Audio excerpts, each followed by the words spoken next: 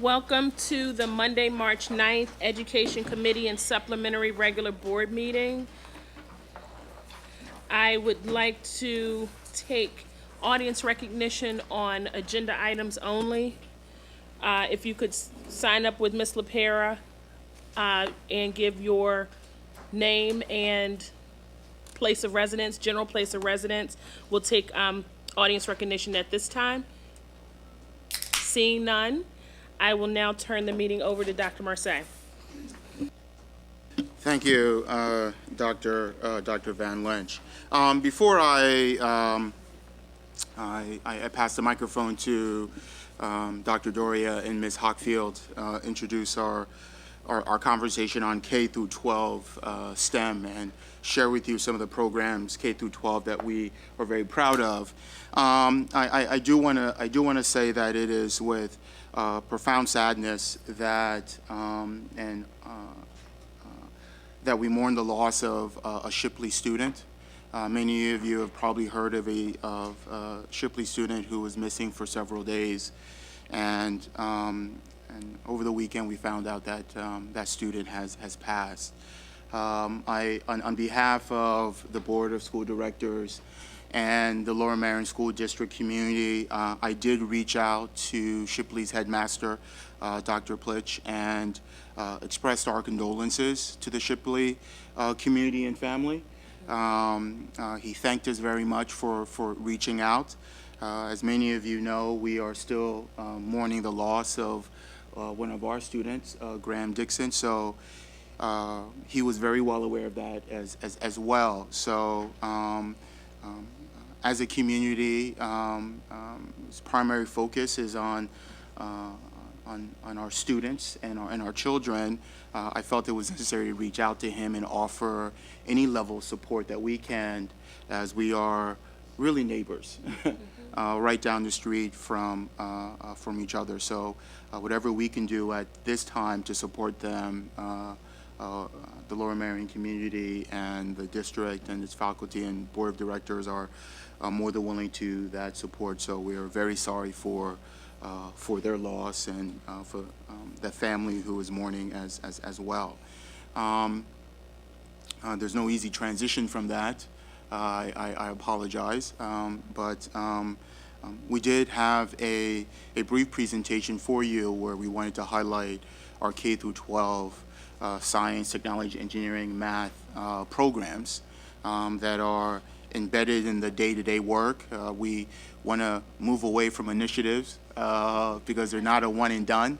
It's really about the fabric and the level of service that we provide to our students, the level of quality instruction that comes for our wonderful faculty and staff. So with that, I will pass the podium or the microphone to one of our directors.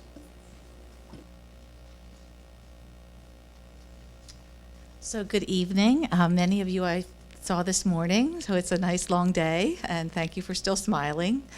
We are here to highlight some of the work that we've done in STEM, and in our fashion for this year, it's really K-12. And looking at that as the whole team in this work. And just to overview that we know STEM focuses on the 4 disciplines, obviously, of science, technology, engineering, and math. And the difference here is it's interdisciplinary and there's real-world problem-solving activities when we're in this work. Students are collaborate, they innovate, they problem-solve, and there's levels of communication, written, oral, and the speaking and listening. Certain skills that students, we foster with our students through STEM are foundational content skills, process skills, and problem-solving skills. And the highlight for STEM is that it creates a bridge or a connection from in-school activities to out-of-school activities, and then that broader piece to the connection to the workplace, to the larger community, and to the global economy. So our team has some time this evening to share ways we can celebrate STEM here at Lower Merion from K through 12, and I believe Arthur's going to start this work. I can.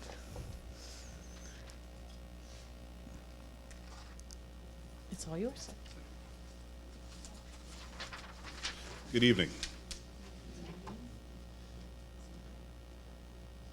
So several years ago, in a previous life, when I worked for the New Jersey Department of Education, I was in charge of the Office of Innovative Programs in Schools. And so, Not testing, right? no, I wasn't in charge of testing. I just wanted to make sure. Thank you very Yes, much. no. That's actually when I left, when they asked me to take that job.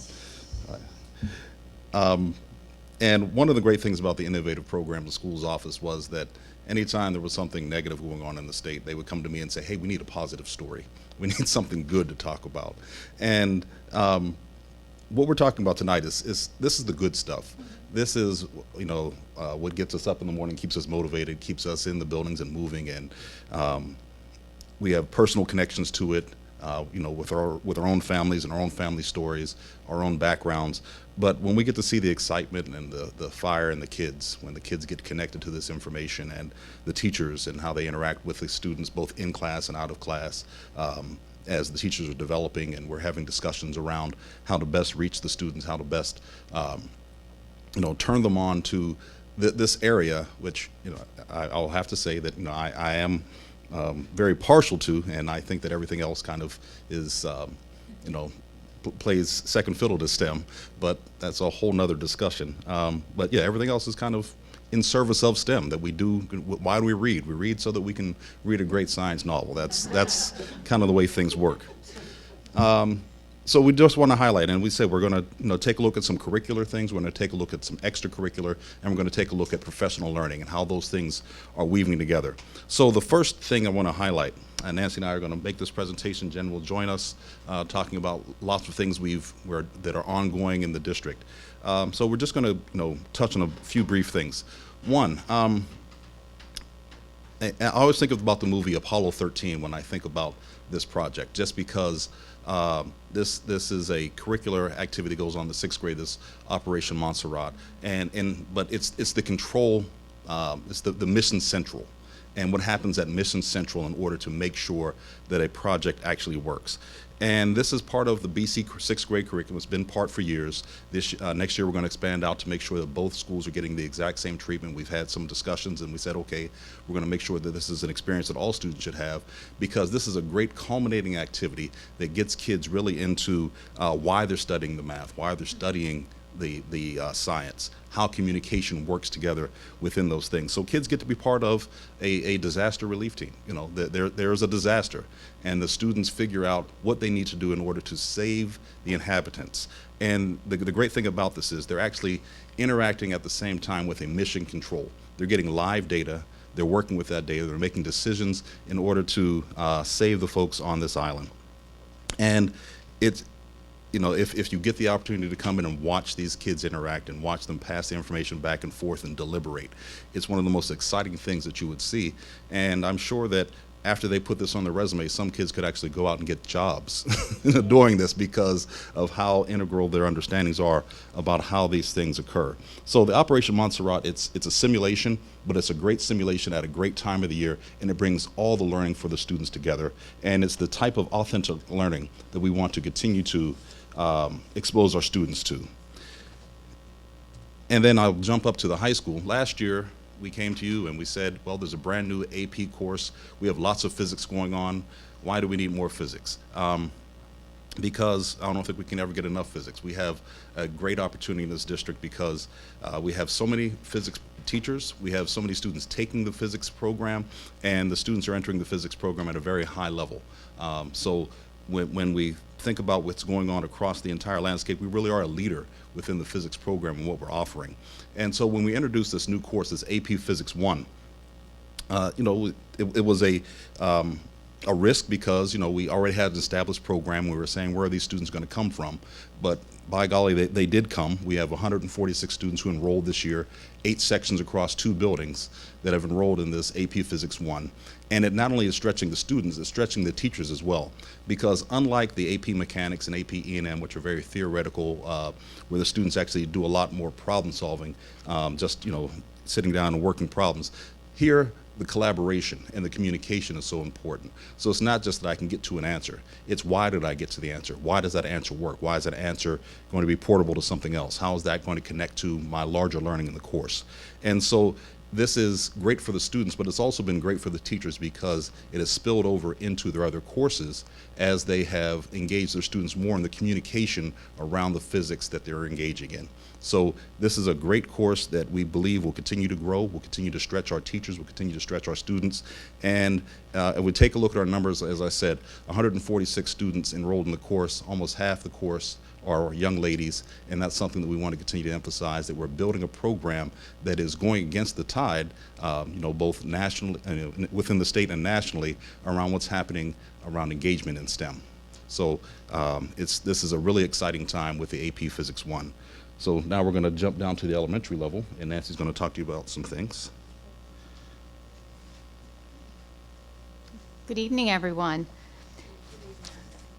The Core Science resource at the elementary level, FOSS, provides our students with opportunities to engage in those engineering experiences which help them to develop solutions to problems, construct and evaluate models, and use systems thinking.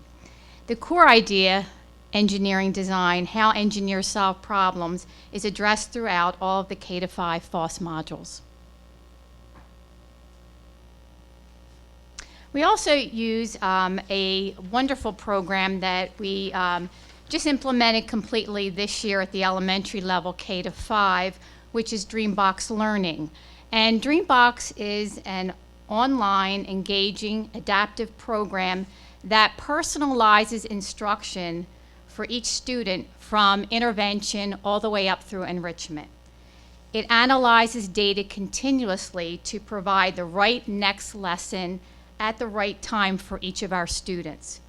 It also provides ongoing support for students in the areas of problem solving, reasoning, fluency, and conceptual understanding. It is currently being used at each of the grade levels, K-5. We also used it in the after-school program. We used it in SPIES last year and will continue to use it this year. And it is also being used at home. We had a number of parents come out to some professional development, some workshops at Bethel. And we also held building level workshops for parents that were well attended. And we are constantly giving parents information about how to access the program, the benefits of the program, how much time to spend on it to get the full benefit. So we are constantly in touch with parents on this program and how to effectively use it at home.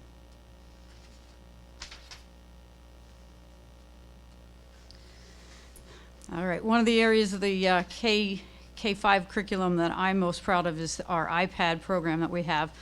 We started the iPad program in 2012, 2013 with our kindergarten students, and then in 13-14 we added our first grade. We currently have 303 iPads in kindergarten, and we have 320 in first grade. The iPads are embedded, the apps are embedded into the curriculum app, and that's something that I spent a lot of time doing. There's currently 1,561,851 apps in the iTunes store, and of those, 155,000 are in the education store alone. So I spent a lot of time playing on my iPad, so if you walk past my office, I assure you it's research. But I do find the apps that meet our curriculum. We mostly focus on literacy, math, and science.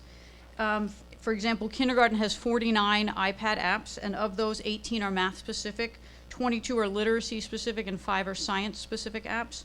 In first grade, there are 48 apps, and 21 are math specific, 14 are literacy specific, and 4 are writing specific. All the iPads also have apps that include handwriting practice, problem solving, and logic skills that often go beyond the grade level curriculum so that students can move past where they should be, or if they need different levels, we have all of that. The apps are selected to support and reinforce the existing curriculum. We also included all of the guided reading books from our Journeys program are on the iPads. So kindergarten has 180 books available to them on their iPads, and first grade has 270. They're leveled readers, they're vocabulary readers and decodable books that they can access all on their iPad. the entire year's worth of curriculum at all levels. And having a 2-to-1 or a 1-to-1 ratio of iPads allows for increased participation and increased student engagement.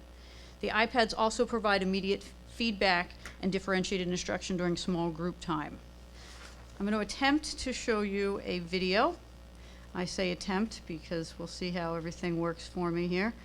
And if not, I've heard that Jerry is really good at miming, so she's going to do a little. All right. Let's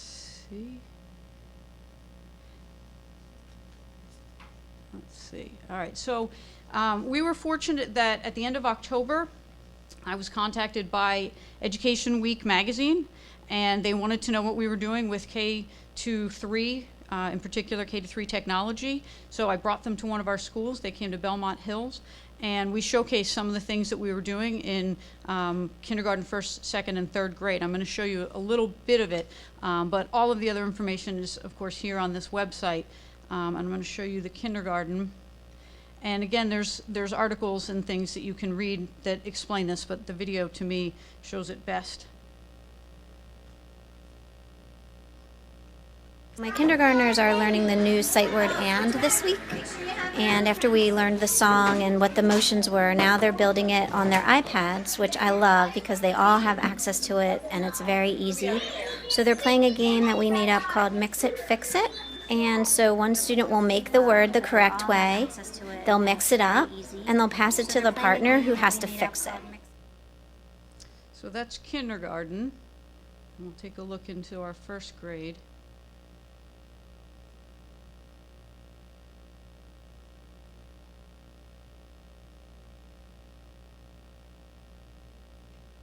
So what I do to get a lesson like this ready is I take pictures of the cover and all of the pages throughout the book.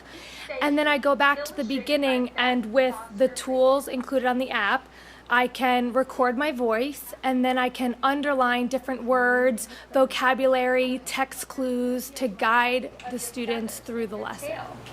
They are so shiny. Why do you think foxes? So it's not just reading a story, it's pulling more information and meaning. Another book about a tricky character.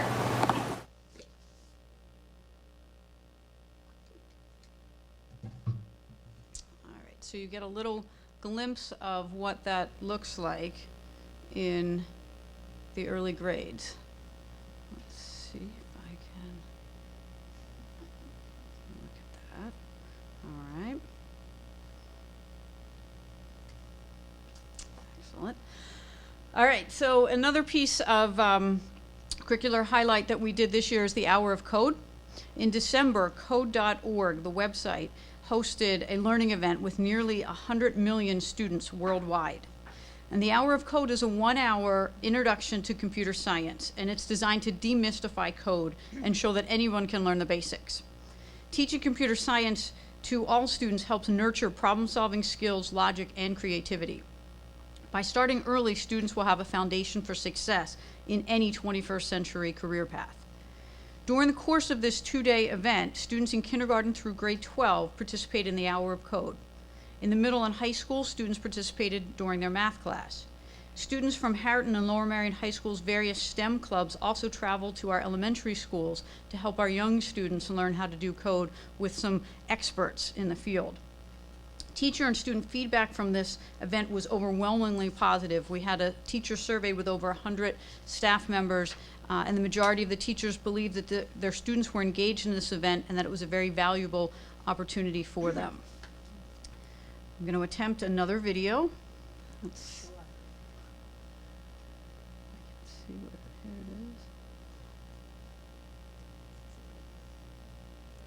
is. This video was put together by our own staff here. This was put together by Mike Perbix, Jim Rigby, and Dan Kapkin, narrated by me, incidentally.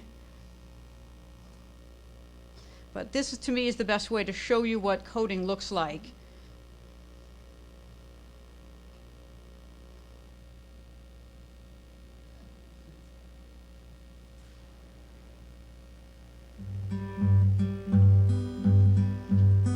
You think you got it now? Give it a run. Let's see. Watch them. 1, 2, turn. Boom! Yes! Awesome! That was terrific! The idea for the Hour of Code started because we decided as a district that we wanted to move forward with technology and computer science and computer literacy. We wanted to ensure that our students at a very young age had a lot of experience and a lot of exposure so that by the time they were in middle and high school, they knew what was out there and they could make decisions based on experiences that they had at an early age. So the goals of the program for the district were twofold. One was to spark an interest and an understanding of computer science and computer literacy at all ages, but primarily at the elementary level so that children are exposed to it young.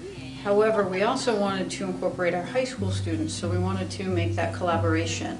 So that was our second goal, was to allow our high school students to be trained and work with the elementary students and share with them their excitement and their knowledge of computer science and computer literacy. You don't need the bottom one. Oh, thanks for that help. I mean these ones. Yeah, that whole thing. You can drag that away. Thanks for that help. I saw a lot of different things, but mostly I saw and I felt the energy. Every classroom that I went in, the children were engaged, they were excited, and the collaboration between the high school students and the elementary students was phenomenal. Even the students working together, they were all on task and they were excited. They had ideas, they were bouncing them off of one another. The teachers were engaged. I saw a lot of excited children working on computer programming. We wanted to make sure with this program that we incorporated all students and that students who otherwise wouldn't have a chance to experience coding or wouldn't otherwise find coding on their own excelled at this. And we found that there were teachers who were surprised at the students who were interested and the students who were capable and the students who enjoyed it. They wouldn't necessarily have found this on their own. And so this program brought this to the forefront for everybody. Everybody can code. We found that kindergarteners, not only can they code, they enjoy it, they understand it, they can communicate what they're doing. They had a lot of fun. It was fascinating watching high school students teach 5-year-olds how to program their computers and how to code, and they understood it and they enjoyed it. Oh, Kenzo, now you've got it. Moving forward. Now you've got it. Give it a run. Yes! So you can repeat one Surrender, pig. time. That one time. Okay, here we go. Let's see if it works. Up, up. Make the turn. Got it. Congratulations, girls. Way to go. And then one more. Good, good. Now hit reset. No, run. No, run. Yeah! Right. Yeah! Huh? Oh, you forgot I'm going to move forward after that.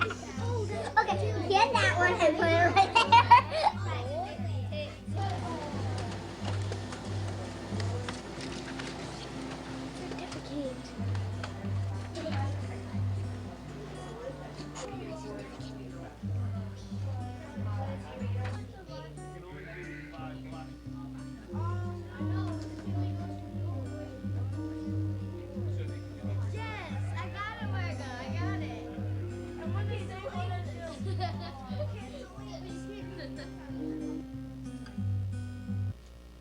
Coding is always more fun when you use Angry Birds, Plants vs. Zombies, and don't worry, there was even some Frozen mixed in there as well.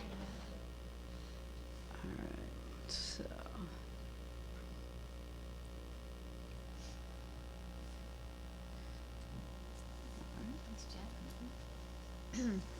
In November, the district hosted a K-2 family math night and a grades 3 to 5 family math night in the Lower Merion High School cafeteria.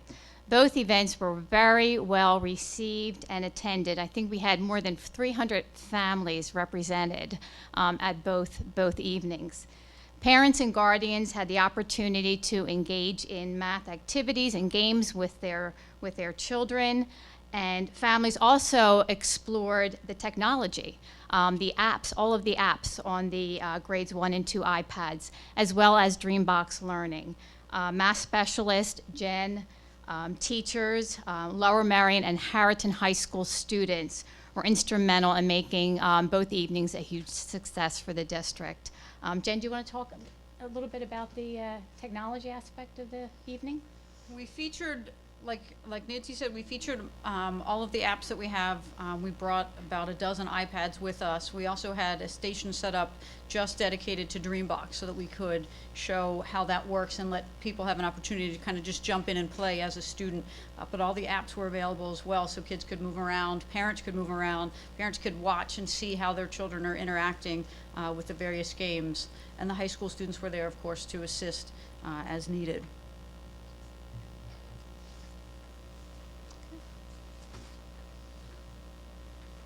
Okay, back to the big kids.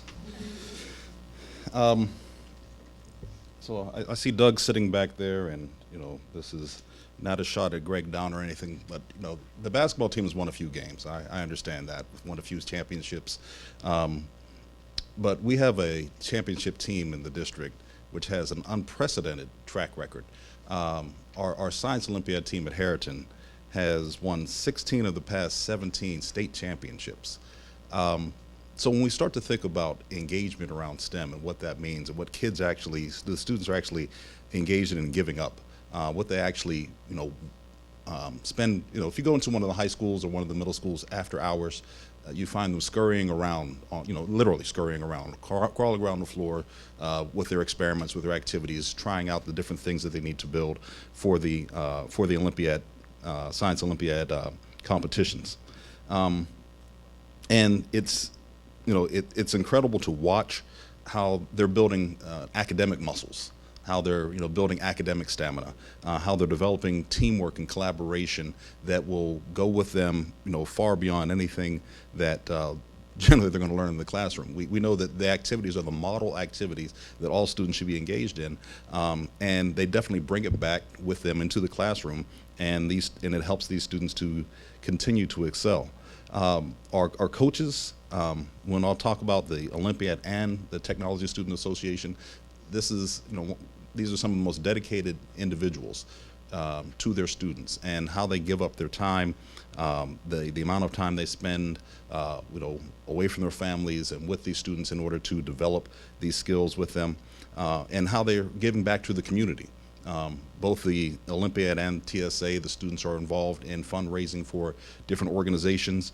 We have TSA and Olympiad teams, which are model teams now, that they're serving as mentors for other teams that are trying to build their Olympiad and TSA programs. And from the student perspective, just watching how deeply engaged these students are in activities that, for the most part, a lot of people would say, wow, I'd really want to end that at the end of the day, but these students want to continue it on well past the end of the day.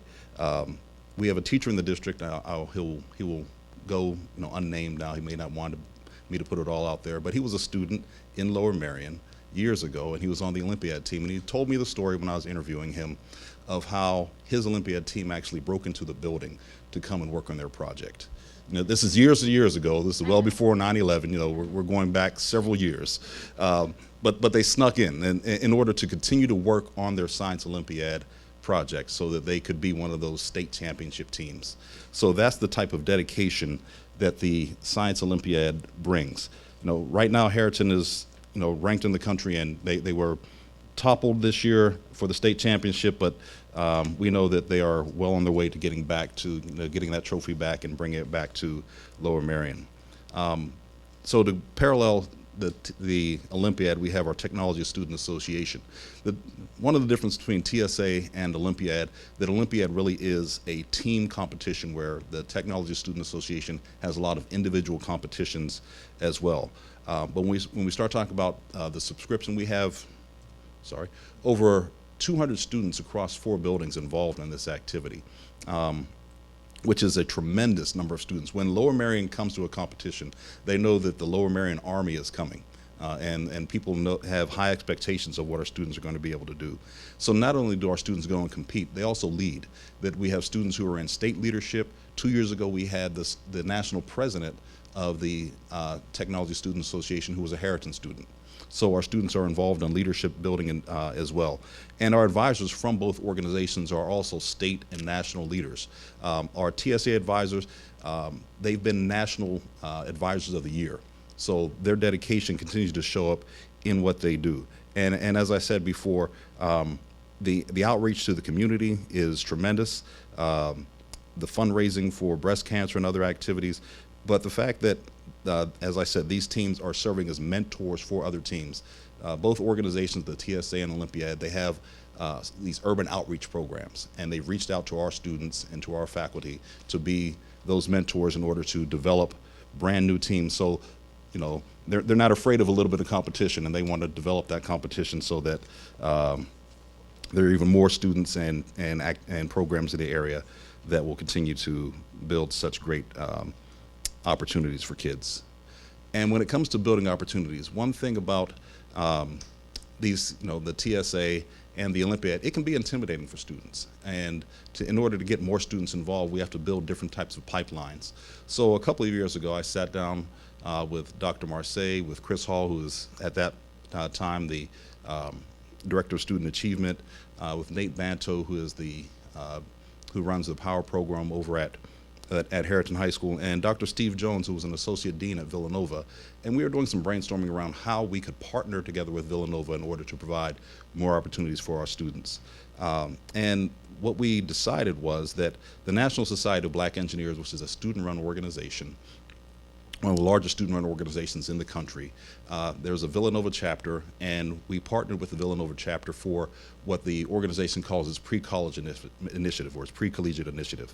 And so now our students go to Villanova on a regular basis to be involved with the Villanova students who are part of Lmsb, and they're engaged in different STEM activities. They go on, they serve as mentors for these students. And beyond the mentoring, now our students actually want to go out and do their own competitions. One of the great things about Lmsb does have competitions. One of the things was the Trimathlon. So we took a group of students out to Pittsburgh just to try the Trimathlon. And they went out, they had a great time. They weren't a polished team, so they know that they want to go back. They were kind of chomping at the bit to try to get to nationals this year so they can get into different competitions, because they've tasted this a little bit, and now they want to continue on with these types of activities. So from a small meeting around what we can do, this has bloomed into something where Mr. Banto is working across both buildings, bringing the students together, regularly going out to Villanova. The students are working to try to get to these other areas to go to work with the kids. And when they went to the regional competition or the regional conference, one thing that was amazing to the kids was, one, it was a student-run organization, but second, they walked into a ballroom that had, 1,500 African-American engineering students, and it blew them away, and it inspired them, and it challenged them, and they brought that challenge back to their peers. And so we're going to continue to support this project, because we want those students to get into the Technology Student Association and Olympiad and our math competitions and other things. So we just have to continue to create opportunities and create pipelines for them. And this is a perfect segue into what Nancy's going to talk about next. We are beginning to implement after-school STEM opportunities for our elementary students to build that K-12 continuity. Thank you. Currently, we have 16 Penn Valley grades 4 and 5 African-American boys who meet once a week from 3:30 to 4:45 for the Brain STEM Club, Boys Raising Achievement in STEM, where they engage in hands-on activities, STEM activities. And one of those activities, and we put the visual up there for you, is building mousetrap vehicles to learn about simple machines. So that's one of the activities they engaged in during this club time after school. The club begins in November and is ending in March, actually March 20th to be exact, where they will have a demonstration for their parents in the community. Teachers who run the club are also mentors to these students. They encourage students to continue to pursue those STEM opportunities and experiences at the secondary level. So this is one of the opportunities, an after-school opportunity that started last year. It's funded through the mini grant, and it continued this year and is very, very well received and successful. And the students are having an amazing time engaging in activities to build their confidence in the area of STEM.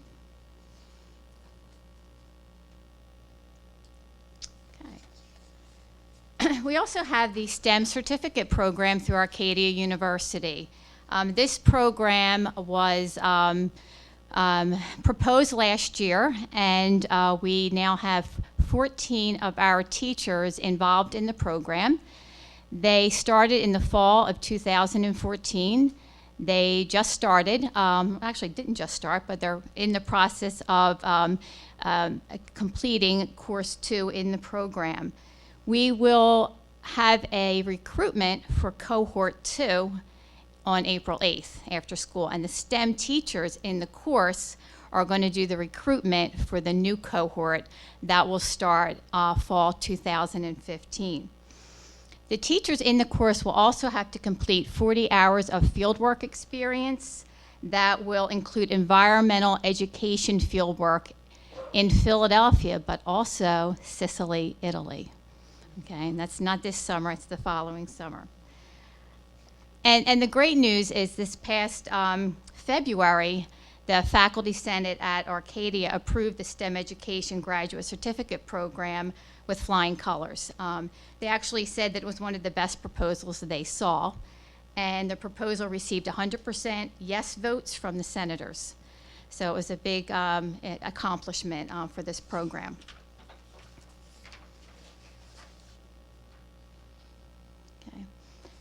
The great part about this program is that teachers are so enthusiastic about their learning that they eagerly leave the course and they go and they implement what they learn in the course in their classrooms. And they also eagerly share what they learn with their grade level colleagues. Just last week, there were 3 of our PW STEM teachers and Jen who introduced the grade 4 students to the science and engineering process as an introduction to the FOSS unit on electricity and magnetism. We also have students who, I call them students, they are teachers, but there are students too, who are also doing a short presentation at the Pennsylvania Association of Colleges and Teacher Educators Assembly in Harrisburg in October. So 4 teachers will be presenting. I will be there as well. And they are just so eager to share and enthusiastic about the STEM work that they're experiencing now. And it's so exciting to see. It really is. It's a very exciting opportunity for our teachers. Next week you will see the PW teachers. I think next week, next Monday, the 16th. They will be presenting their STEM work to you, I think, on March 16th. So I'm sure that will be a great presentation as well. Okay. Are there any questions? Sorry, you caught me off guard there. Any questions from the board? Thank you for the presentation. It's exciting to see all the STEM initiatives going on across the district and how engaged our students are. Even my kindergartner reminded me of the hour of code. Yes. So it's going quite well. So please, Lori. I also got very positive feedback on the hour of code from my 3rd and 5th grader. I don't know if this is it's kind of a question, but at the last board meeting, or at one of the recent board meetings, we also had a presentation about the Green Club at Kinwood, and they're doing a Power Down Challenge, and I think all the elementary schools are competing in that.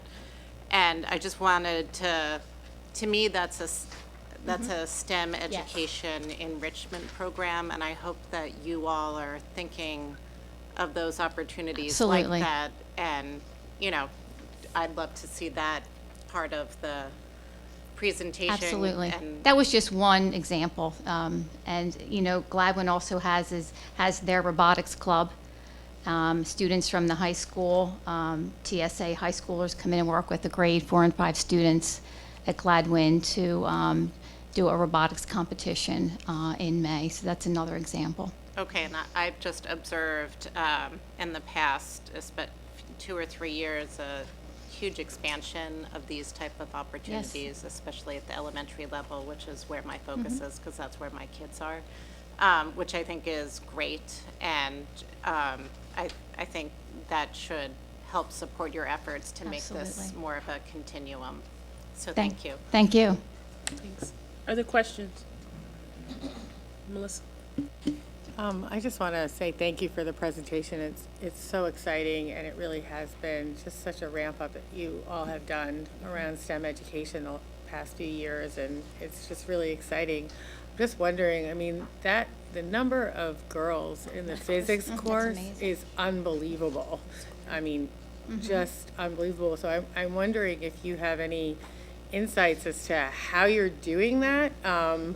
You know, is there a special outreach? I just, that number is really extraordinary. I mean, I know from the, you know, university standpoint of trying to get, you know, girls and young women into particularly physics, is just incredibly impressive. So, as are all the other initiatives, but that number just really You stole my question. Sorry. I just thought maybe you could let us know a little bit more about how you're accomplishing that. Well, I mean, this really does predate me, that we've always had a very large subscription to physics.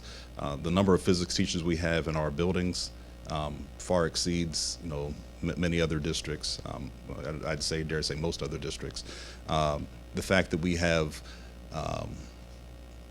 right now 4 female physics teachers, 4 women teaching physics in a single district, that's something that definitely goes against all trends that we'd see across the country. We have a program that engages the students, that the students want to continue on in that coursework. The coursework is something that it excites them. The teachers are innovative. The teachers are challenging them appropriately. And so the students get there and they experience high levels of success. They're not turned away at the door. This is something where they are encouraged to, you know, the students are encouraged to go forward instead of, you know, gates being put up for them to say that this isn't where they belong. But the district itself has built through its staffing, has built the opportunity so that we have that option of offering that many sections so that we can fill those sections. And the teachers do a great recruitment job. When the AP Physics course was being, you know, proposed, the teachers started pounding the pavement at that point, checking, you know, with the students, would they want this course? Is it something that they want to engage in? Letting, you know, they did a great PR job of letting them know what this was going to be and why more of them should look at this course versus just taking an honors course in the physics classes. So the teachers are the best salespeople out there, and the success that the students see their peers having is the best advertising that we can ever imagine. Well, thank you, and again, thank you for all of it, because you're providing access for lots of different students, and it's very impressive, so thank you. Thank you. I was going to talk about access, but forget it now. You keep stealing my thunder. What I wanted, and you made a statement about creating opportunities and pipelines for all students, and to piggyback on Dr. Gilbert's statement, first, you know, really thank you for the idea around building a scholarly identity with all of our students. And I think that when we talk about tenets of education, we talk about tenets of our strategic plan, and we said that the success of that lies deeply in the way in which we embed those opportunities at the elementary level, and how those opportunities are connected to each other. So I applaud the K through 12 team ensuring that that pipeline continues. The other question I have is a much more selfish question. Since 2009, I've been trying to get an article published in Ed Week, that national educational magazine that you guys had them reach out to you and talk to you. So I'd love to talk to you about if you can help me out with getting one of my articles in that magazine. But it's really kudos to Education Week as a national platform that really keeps the nation of K through 12 educators abreast of what's happening across the country in education, policy-wise, curriculum-wise, and it's a testimonial to your work and to our staff who have really innovative things to share that people are who really want to read about. So kudos and thank you very much. Questions? Suba? Is it okay? Thank you for the presentation. I just wanted to let you know that there's a science club at each of the high schools also that partners with a sister school in Philadelphia, and they go and do a science night once or twice a year, just for your information. Yes, thank you. Thank you. Maureen? I had a comment, then a question. My comment is, one of the things that's really hard to understand until you have high school students is that not every student wants to do Science Olympiad. And then they have a choice of TSA or robotics or science club or like 12 other ways to get to sort of the same interest. And that's something that's really, really special. Yes. And the other thing that I didn't appreciate until having a high school kid is that one of my kids is spending 18 hours a week building robots, which is 18 hours that they're not bored, they're not wandering around town, they're not doing all sorts of other things, and it's just such an outstanding opportunity. And that's, you know, we have it in the sciences, we have it in the arts, we have it all over the place, and it's hard to see that until you experience it. But the job that the district has done facilitating extracurriculars, so I'm not sure if I said that right, but is just second to none, and you know, I want to thank everyone who's involved with that. And my question is, with the Dream Box that you talked about, when is that used in terms of their daily schedule? Are they pulled out from something, or is that in addition to? No, they use that during workshop time. And that's the time where the teachers might pull the small guided math group and they're doing their workshops. So that would be that would be one of the workshops in the classroom. It's also used during wind time. And the math support teachers also use it as a resource during the school day. I did have a question. Any challenges that you still see?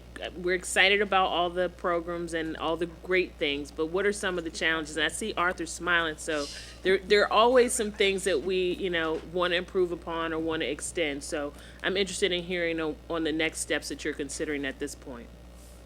Wow, that's a really big, loaded question in front of the board and camera, you know, public. So challenges. Sure, there are, you know, lots of challenges. You know, unfortunately, one of the biggest challenges is the imposition of the state and state testing and what that does to some of the flexibility and creativity of our programs. We know that meeting mandates takes away from time that we could spend innovating, because we have to, you know, focus in our biology class on making sure we have hit all the keystone topics instead of going deeper into topics that kids could really, that students could really engage in and get a much richer experience. We've been doing, you know, I've been on up at this spot for, you know, it seems like every month talking about the math program and how the math program, the linchpin there is the keystone, and how the keystone has an effect on our overall STEM program. So focusing on state mandates while trying to innovate really does take some energies away from you know, what we could do. So that's not something that's in our hands or even in your hands. It's part of this. It's in the state's hands of how that works. We still have issues with ensuring that we have equal access and that all students feel that they can be engaged. And so we're working toward full engagement by continuing to provide more and more opportunities. But we have our teachers are stretched pretty thin, and so we need to extend. You know, the strategic plan is great because it emphasizes extending to community and developing more community partnerships. So we do have to reach out so that we're not doing all the work, so the work really does become our work as a community instead of just district work, because there are some great things going on in other places that we should be tapping our students into, because we don't have all the solutions, we don't have all the resources. And so as we're doing things like the different university partnerships, we need to expand on that. And as we continue to expand on those ideas and those activities, we'll be a much better place in the long term. But it takes time to do that. It takes time for development of those ideas. You know, lots and lots of meetings and lots and lots of energy spent, you know, developing relationships in order to make those things become realities. And you know, the district has just done as we were asked talking about the physics program, it is the support of the district in staffing and having a vision to say that we want to provide all these opportunities for our students. And so we just have to ensure that we're continuing along that same pathway to have all the opportunities that can be provided from a curricular standpoint. And then as we are responsibly reviewing all the extracurriculars and how those things work, that we are putting our resources in the right spots, that we're looking at how those things are working and making sure that we as an administrative team are are really funneling the, channeling the funding to where it should be in order to support those things which are the most high leverage, and then things which, may seem to be working but need to have some tweaking, and that we do that appropriately as well. So, Thank you. Any final questions? I'd like to open it up to audience questions and audience recognition. If you could come forward and sign up with Ms. LaPera, and let us know who you are and your general area of the district.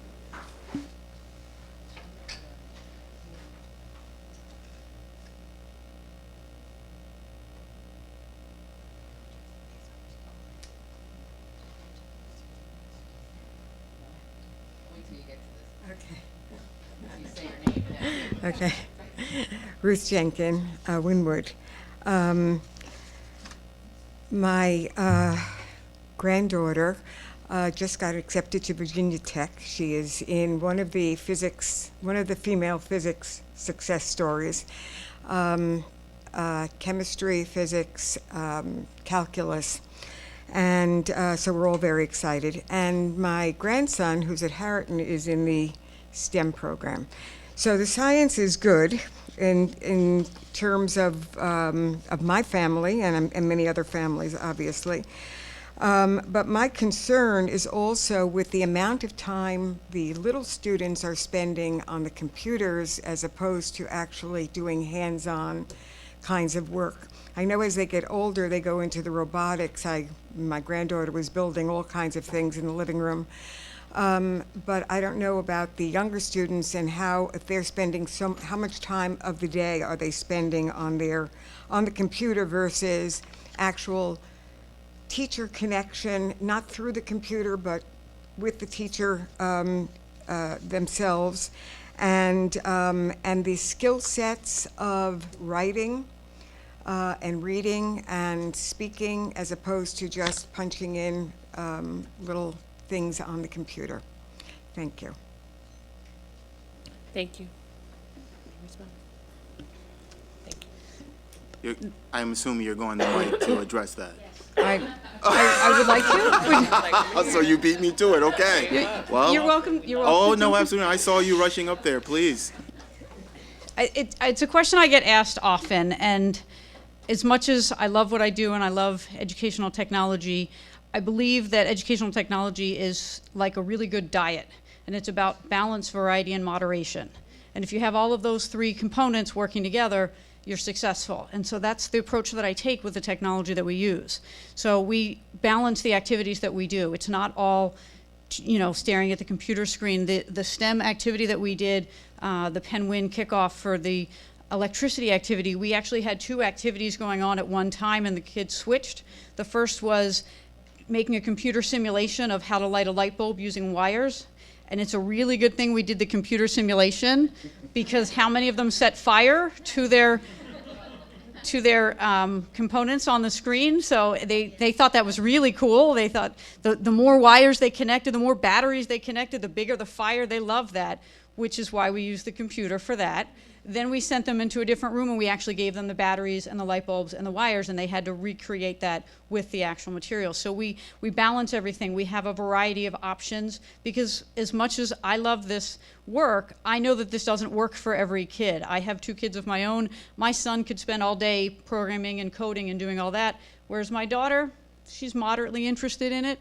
And so we recognize that as well. And so we can't lay it on so that everybody has to do it all the time. And then we know that it has to be in moderation, that there has to be other activities as well. So we really do try to balance that. In kindergarten and first grade, the activities tend to be 10 to 15 minutes at any given time, and then they switch to something else. We also encourage collaboration. We only have we have 2-to-1 iPads in first grade, so they have to work with partners. One of the activities to address writing, we use Venn diagrams on the iPad so that they can make a Venn diagram and easily manipulate it, which is something that if first graders were trying to write things in a Venn diagram and manipulate it would be a lot more cumbersome. So we use the technology to support the skills that they're already learning and making it more efficient. Thank you, Jan. Very well said, and I like the idea around a balance, about a diet, balance, variety, and options, right? And I think that no matter how quickly technology moves, 10 years from now, 20 years from now, 30 years from now, technology will never replace the dyad, the connection between student and teacher, and what happens between that. So, like everything, it is a tool that helps support the instructional practice. So I do commend you and your team for having a philosophical stance on that balance, and as a district, how we manage that. So thank you. Any other audience comments? Board comments? Anybody? All right. Well, with that, we are adjourned. Thank you for attending this evening.